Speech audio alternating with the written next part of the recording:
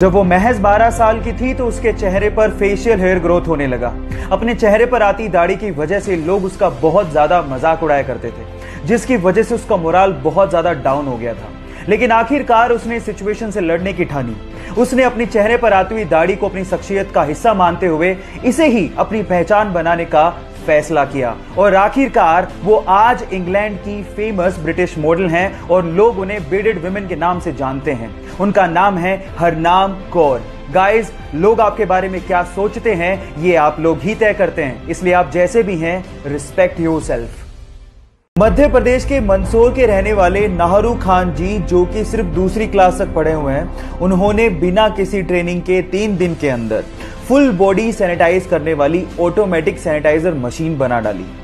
In fact ना सिर्फ उन्होंने मशीन बनाई, ये मशीन उन्होंने इंदिरा गांधी अस्पताल को दे भी दी, जो कि सिर्फ 3 सेकंड में पूरी बॉडी को सैनिटाइज कर डालती है। सो कोरोना के खिलाफ लड़ाई में नाहरू खान जी के इस कंट्रीब्यूशन को मैं दिल से सलाम करता हूं।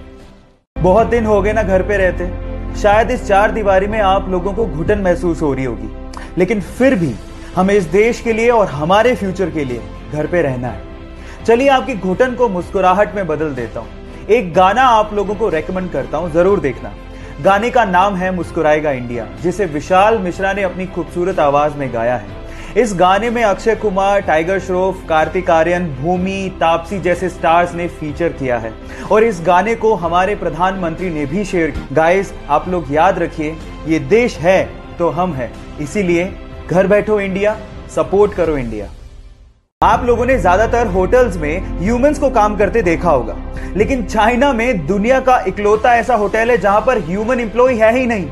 तो वहां काम कैसे होता है? वहां काम होता है रोबोट्स के द्वारा, छोटे से लेके बड़े काम तक, रिसेप्शन से लेके रसोई में खाना बनाने तक और उसे परोसने से लेके सफाई तक का काम रोबोट करते हैं। और इन सारे रोबोट्स को एक सेंट्रल कंप्यूटर कंट्रोल करता है। वहां पर रूम को खोलने के लिए फेस लॉकिंग सिस्टम लगा हुआ है। गाइस, इस पूरे होटल को चाइना की अलीबाबा कंपनी ने बनाया और इसका नाम है फ्लाइजू। ऐसी टेक्नोलॉजी, ओह माय गॉड, मैंने तो पहले कभी नहीं देखी। मुंबई की सड़क पर एक कुत्ते का किसी कार से एक्सीडेंट हो गया, तो वहां पर मौजूद शांतनु नायडू नामक एक लड़के ने इन स्ट्रीट डॉग्स के लिए कुछ करने की सोची। उसने दिमाग लगाया कि क्यों ना इन स्ट्रीट डॉग्स के गले में एक चमकदार कॉलर डाल दिया जाए, जिससे ड्राइवर को दूर से ही ये दिख जाए ताकि इनकी जान को बचाया जा सके। और उसने मुंबई में गली मोहल्लों में जाके सभी स्ट्रीट डॉग्स के गले में ये चमकदार कॉलर डाला भी। उसकी स्टोरी को टाटा समूह की मैगजीन में कवर भी किया गया और उसके बाद रतन टाटा ने खुद ने शांतनु को फोन करके उनके साथ काम करने को कहा। बहुत बड़ी बात है गाइस, तो शांतनु नायडू और उसकी पहल के लिए 1 लाइक तो बनता है। अपने फैंस की दीवानगी के चलते हर बड़ी सेलिब्रिटी को सिक्योरिटी रखनी पड़ती है, पर अगर बात सलमान भाई की सिक्योरिटी की आए तो शायद हमें सिर्फ एक ही नाम याद आता है, वो है शेरा। गाइस, बॉलीवुड में शेरा सबसे फेमस बॉडीगार्ड्स में से एक है। सूत्रों के अनुसार वो पूरे साल भर के 2 करोड़ रुपए चार्ज करते हैं। लेकिन यहां पर बात प्रोफेशनलिज्म से थोड़ी अलग है। जहां शेरा एक और कहते हैं कि सलमान भाई उनके लिए सब कुछ है और वो जिंदगी भर उनके साथ रहेंगे, वहीं सलमान भाई भी शेरा को और अपने परिवार का सदस्य मानते हैं और सलमान भाई ने बॉडीगार्ड नामक अपनी एक मूवी अपने बॉडीगार्ड को समर्पित भी की थी। गाइस, तो सलमान भाई और शेरा के इस रिलेशनशिप के लिए 1 हार्ट तो बनता है। एक बार 4 लड़के मुंबई घूमने गए और वहां पर उन्होंने एक टैक्सी भाड़े पे की।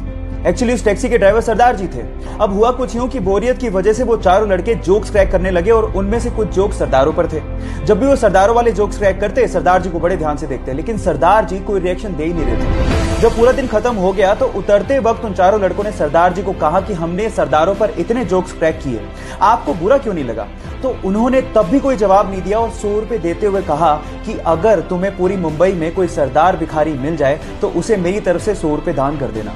वो चारों लड़के पूरे दिन मुंबई घूमते रहे, लेकिन उन्हें कहीं सरदार भिखारी दिखाई नहीं। तब उन्हें समझ में आ गया कि हम मजाक जरूर उड़ाते हैं, लेकिन इससे मेहनती लोग होते भी नहीं हैं। गाइस, इन सरदारों के लिए 1 हार्ट तो बनता है।